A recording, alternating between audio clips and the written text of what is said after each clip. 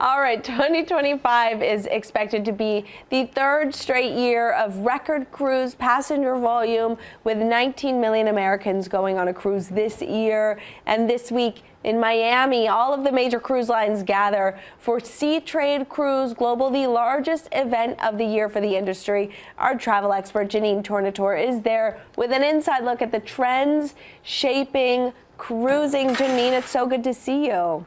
It's great to be here.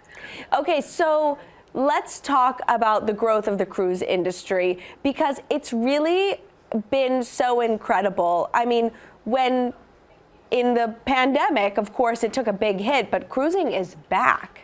The comeback has been just amazing. And one of the biggest reasons is because we're seeing so many first-time cruisers. According to the Cruise Lines International Association, over the past 2 years, 27% of cruisers are new cruisers. So they're coming on board, they're loving the experience. Even avid cruisers are seeing coming back more and more because of all the new experiences aboard these cruise lines, from celebrity chef restaurants to the entertainment, even roller coasters on these ships now. Now, one of the big trends that we're seeing talked about this week are these exclusive destinations that the cruise lines continue to develop and expand. They have their own private islands in many cases, where when the passengers get off the ship and enjoy these experiences. Across the industry, there are 5 new private islands or beach clubs that are opening in the next 2 years. I'm talking water parks, zip lines, cabanas, all these cool onshore experiences.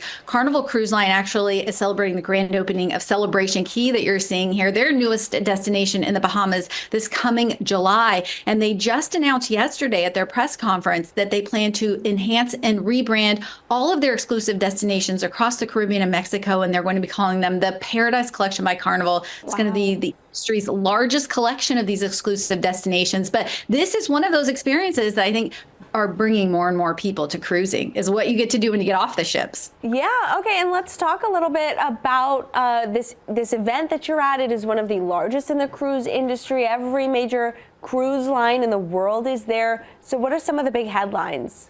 Yeah, well, one of the biggest headlines here this week is it's all about expansion. Because there's such high demand, there are, they're trying to meet the needs of this growing travel sector, and that means new ships and more capacity. Carnival just announced 2 new ships yesterday, the Carnival Festival that you're seeing here, which is going to debut in the spring of 2027, Homeport in Port Canaveral, this music-themed ship with, you're seeing here, this massive outdoor family zone and water park. And then they announced the Carnival Tropical, which debuts in 2028. And these are their Excel class ships, which hold 6,000 guests. Whoa. In 2029, they actually announced that they're going to deliver an entirely new class of ships that's going to accommodate 8,000 passengers. Gosh.